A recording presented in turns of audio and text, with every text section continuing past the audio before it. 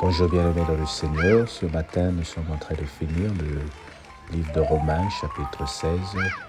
À partir du 16e verset, nous lirons jusqu'au 23e. Ne savez-vous pas qu'en vous livrant à quelqu'un comme esclave pour lui obéir, vous êtes esclave de celui à qui vous obéissez, soit du péché qui conduit à la mort, soit de l'obéissance qui conduit à la justice.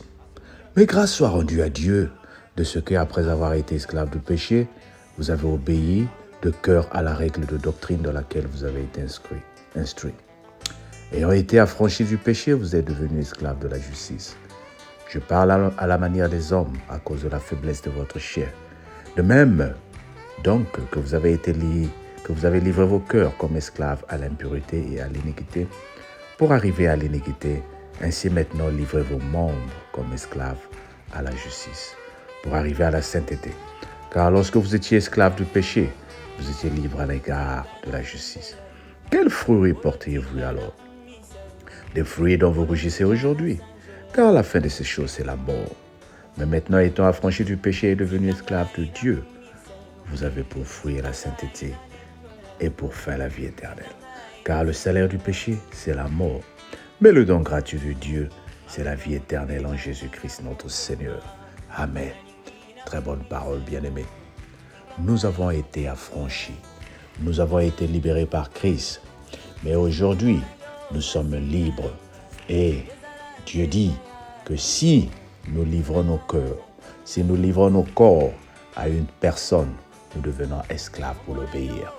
Lorsque la Bible est en train de dire, lorsque nous livrons nos corps à une routine, nous devenons esclaves à cette routine. Il y a par exemple beaucoup de gens aujourd'hui, toutes les 2 minutes, nous devons chercher où se trouve le portable pour regarder. Est-ce que quelqu'un a commenté? Est-ce que quelqu'un a validé? Est-ce que quelqu'un a regardé ce que j'ai posté? Toutes les 3 minutes, je dois aller regarder une série à la télé. Ou toutes les 4 minutes, je dois faire quelque chose. Nous sommes dans la routine et nous vivons dans la routine. Cela veut dire que nous sommes esclaves de cette chose. Et lorsque nous devenons esclaves d'une routine, cette routine nous domine. Elle ne nous domine pas seulement, mais elle nous écarte de la vérité. Elle nous écarte de la volonté du Seigneur. Mais la Bible me rassure, la Bible te rassure ce matin pour dire que nous avons été affranchis et nous sommes libres dans le Seigneur.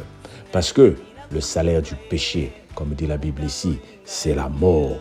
Oui, le salaire du péché, c'est la mort. Mais le don gratuit de Dieu, c'est la vie éternelle. Oh bien-aimé, pendant que tu m'écoutes, essaie un peu de réfléchir. Qu'est-ce que tu fais tous les jours qui est devenu une préoccupation dans ta vie? Combien de temps passes-tu sur ton téléphone? Combien de temps passes-tu sur les réseaux sociaux? À un moment même, quand tu as laissé ton téléphone à la maison, tu n'es pas à l'aise. Est-ce que je ressens la même chose lorsque je n'ai pas regardé ma Bible ou je n'ai pas lu ma Bible? Est-ce que je ressens la même chose lorsque j'ai manqué la prière? Ou je suis mieux quand je manque la prière, mais je me sens mal à l'aise lorsque je n'ai rien posté sur Facebook ou lorsque je n'ai rien regardé sur WhatsApp. Toutes ces choses que la nature, ces choses que le monde nous procure font partie de notre vie. Elles sont bonnes parce que nous avons besoin de toutes ces choses-là. Aujourd'hui, grâce à WhatsApp, nous pouvons parler et nous pouvons prêcher la parole de Dieu. Aujourd'hui, grâce à Facebook, nous sommes en train d'évangéliser. Mais il y a un temps pour chaque chose. Combien de temps ces choses prennent dans nos vies? Aujourd'hui, les réseaux sociaux sont en train de séparer plusieurs familles. Et comme nous disions la fois dernière, sur notre direct le mardi, il y a des couples aujourd'hui qui ne se sentent plus parce que madame est toujours sur les réseaux sociaux, parce que monsieur est toujours sur les réseaux sociaux. Et on oublie ce qui se passe autour de toi. Et on oublie ce qui se passe autour de nous. Et sans se rendre compte, nous devenons esclaves. Nous devenons esclaves, nous devenons accros de ces choses-là. Oh bien-aimé, c'est facile de tomber dans des choses qui nous rendent accros, mais c'est très difficile d'en sortir. Tu as besoin de ta liberté. Parce que la liberté que le Seigneur t'a donnée te donne la vie éternelle. Avec la liberté que nous avons dans le Seigneur, elle nous permettra de discipliner nos vies. Elle nous permettra de dire, ce temps c'est pour la prière, ce temps c'est pour la famille, ce temps c'est pour lire la parole de Dieu, ce temps c'est pour prendre les enfants et les amener dehors, ce temps c'est pour passer un moment avec mes parents. Il y a aujourd'hui des personnes qui ne sentent même plus l'envie de parler avec d'autres personnes, tellement qu'on est préoccupé par le portable.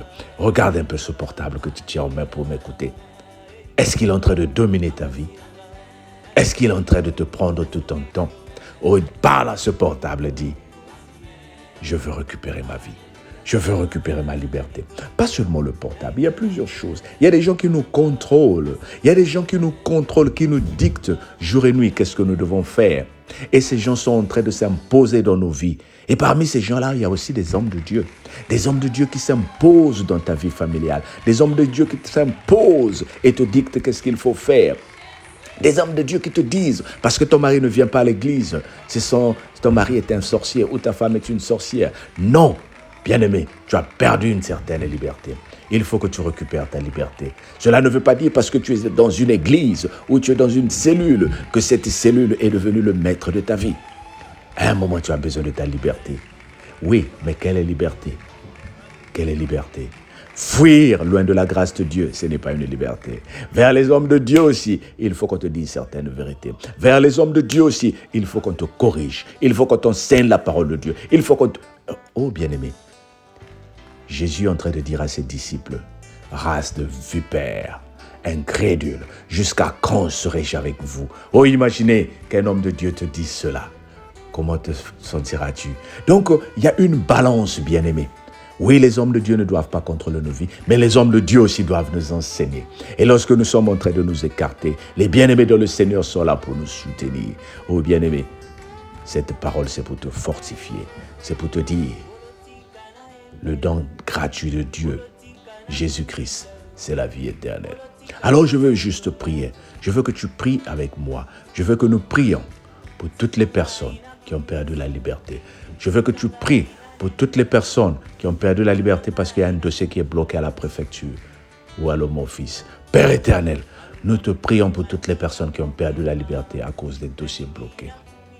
Ressuscite-nous, Seigneur, et nous déclarons au nom de Jésus que notre Dieu est en train de te visiter. À toi qui es en train de partir ce matin pour aller chercher un travail, que le Seigneur t'accompagne. À toi qui es en train de partir pour aller voir un médecin, que le Seigneur t'accompagne. À toi qui es en train de partir pour aller voir un avocat, que le Seigneur t'accompagne. Je me lève devant tout ce qui n'est pas de toi dans ta vie. Je me lève devant tout ce qui n'est pas de toi dans la vie de l'Éternel, qui n'est pas de Dieu dans ta vie. Que le Seigneur te protège et te bénisse. Passe une très bonne journée. Amen.